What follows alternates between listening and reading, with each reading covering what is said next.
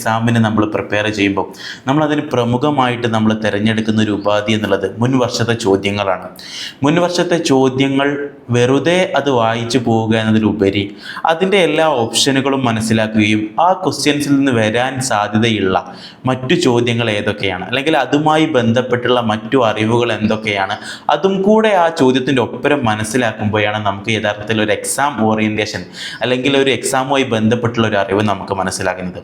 നമുക്കറിയാം ഏത് എക്സാം ആവട്ടെ അതൊക്കെ അതിൻ്റെ മുൻ വർഷത്തെ ചോദ്യ പേപ്പറുകളുമായിട്ട് ബന്ധപ്പെട്ട രീതിയിലാണ് അടുത്ത വർഷം ചോദിക്കാറുള്ളത്. അപ്പം കേട്ടിട്ട് നമ്മൾ സ്വാഭാവികമായിട്ട് തയ്യാറെടുക്കുമ്പോൾ അതിൽ സോഷ്യൽ സയൻസിലൊക്കെ ഒരുപാട് ചോദ്യങ്ങൾ അങ്ങോട്ടും ഇങ്ങോട്ടും പരസ്പരം പൂരകമായിട്ടുള്ളതാണ്.